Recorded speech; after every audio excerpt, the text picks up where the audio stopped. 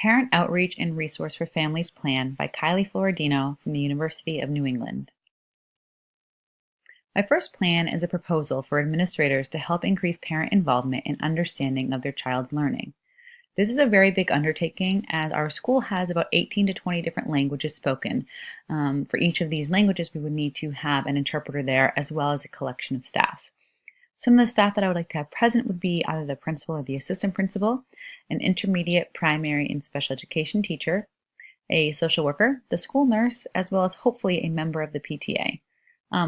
By providing a variety of different staff members being there, parents are able to ask questions that might pertain more to administrators versus nurse, as well as it can help cut down on any stigma that might come from cultural differences in terms of social work and special ed needs. My second plan involves teachers learning about the ELL families' cultures directly from them. This would involve having interpreters come to our school again as well, and also having a parent volunteer share information about their culture with our staff. Many teachers are extremely interested in this and would be able to come and to as many nights as they are able to come to. When gathering my resources or information, I interviewed our newcomer ELL teacher who has been with our district for 20 plus years, an intermediate ELL teacher who has been with our district for about 8 years, as well as a part-time ELL teacher. She's also part-time in our multilingual office, as well as teaching ELL courses through USM, and she's been with our district for over 20 years as well. They all agreed that the following list is a lot. However, it's still not enough for the size population of ELL students that our school and our district has. We have a health center that supplies students with glasses, and we have a dentist that comes regularly as well. We have a food pantry that unfortunately has fizzled out. The parent that was running its child has moved on from our school, and nobody else was therefore able to pick it up because it was such a large undertaking, being able to find all the donations and grant money that allowed us to be able to supply a large number of our families with food every week to take home and a substantial amount of food to take home during vacation weeks. We have a clothes closet where we have a washer and drying machine at our school that helps provide students with clothes for the winter especially. We offer backpacks of school supplies to help all students feel as though they are ready for school to start and that they're no different than anybody else. We have a social worker for homelessness. 15% of our students are homeless, a school-based counselor, and a school-based clinician. Unfortunately, a lot of our ELL families do not access these supports as much as we would like for them to, based upon some cultural beliefs that they have with them. We have a parent community specialist who works extremely hard to gather information about what our parents would like. She also speaks French, so that's great. She can reach out to many more families. She has also added a language club, which I will be speaking about on the next slide.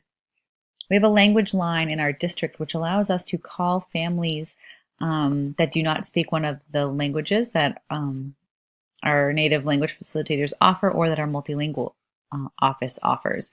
This is about a few cents or so per minute, so it can be quite expensive after a few phone calls. But this allows parents who speak uncommon languages around our district to access the same information as everybody else. We have native language facilitators at our school. We have Somali, Spanish, Pashto, and she also speaks German and a few other dialects of other languages as well. And we also have a woman who speaks the native language from Cambodia. The Pashto and German translator gets pulled a lot to work at our Portland High School, as we do not have those languages that she speaks at our school. We have a family welcome center where parents who mark that they speak another language can go and fill out all of their paperwork with somebody who does speak their language.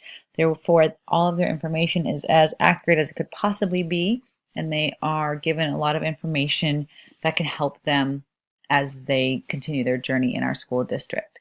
Our multilingual office has a back-to-school fair. Learning Works, which is a program that our school, many schools in Portland, offer after school for largely for ELL families, also has a summer school program as well. We have a Make It Happen program in our high schools for college-bound students who just need a little bit more help filling out applications and scholarships and grants, whose families might not be able to help them, but who really would like to do so. As I spoke about on our previous slide, we have language clubs at our school that have been started. We have three. We have a Portuguese, a French, and an Arabic language club at our school. Now, these are clubs where the parent comes to volunteer their own time, and these are students that sign up for this. They speak these languages natively. Now, in these clubs, they're learning to continue to read and write and to continue to build their vocabulary and grammar and development of their native language. We also in our district just this year hired a coordinator for social emotional learning, which is extremely beneficial as a large number of our ELL families have experienced some sort of trauma on their way to get to our country. Our district also has a free lunch program throughout our city during the summer, and one of the spots happens to be where a large number of ELL families lives. The director, or the head, of our multilingual center is looking to work with USM to support new immigrants who have a degree or educational background to prepare to be a part of the school system in some aspect. This is looking to be called some sort of parent university, and this is just in the very beginning stages. Unfortunately, I do not have a lot of information about this just yet. The areas for improvement they agreed upon would be that our language facilitators need to match our largest language groups, and also having more facilitators.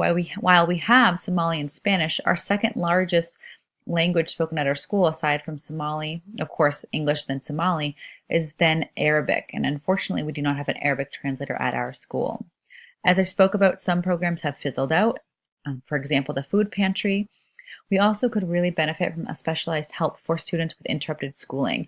We have a lot of students that go back and forth between our country in Africa for months at a time. And we also have students that, as you look at their paperwork, you can see based upon where their siblings were born, you can plot and map out where they have traveled throughout their life based upon the different countries that they're all their siblings have been born into. So that causes for a lot of interruption, not even just in their school life, but just in their home life as well. We do not have a central registration place, which can lead to our ELL families feeling segregated. And we definitely need to work on developing a sustainable communication system district-wide for parents and teachers as well. One of the new opportunities that I would like to offer would be a family night. This would be where we could explain school programming and resources available to families in their native language while having staff present for questions and answers. Arias and Morello Campbell wrote, schools with a high ELL population face the challenge of communicating with parents, many of whom have comparatively low levels of literacy in their native language, in addition to not speaking or reading English. While we are required to send home any papers in the 5 main languages that are in our district, we also add a disclaimer on the back of any paperwork that goes home for families to call our multilingual office to have something translated. However, our families have such a large number of children in them that this could mean they could get anywhere from 10 to 12 different papers going home on a weekly basis. And that is quite a lot of time that would add up to be spent on the phone having this done. And many of our families are not literate in their native language. So a lot of those papers that are going home already transcribed, unfortunately are not able to have that benefit of having that done. They also would need to have something translated as well.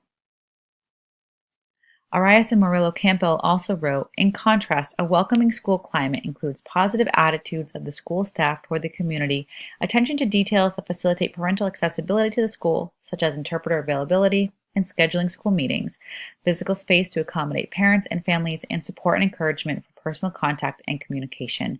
By having an interpreter there, we are making sure that we are being 100% clear in our message to families as best as we can possibly be, making sure to work around holidays and making sure that our parents know that we really want to have them become a part of our staff, our school community, and build that bridge.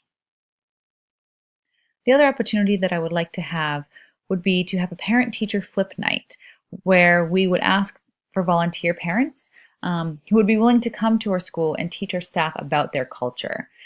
Arias and Morello Campo wrote, in order to address divergent cultural norms and values, schools can acknowledge parents' cultural values and view them as strengths, incorporating them into the school curriculum.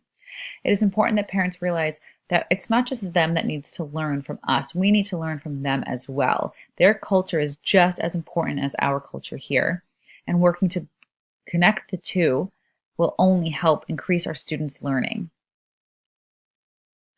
Braceth Robertson and LaFawn wrote, becoming familiar with and including the cultural traditions of your ELL families within the larger school community not only enhances your ability to create a welcoming and respectful school environment, it has practical considerations as well.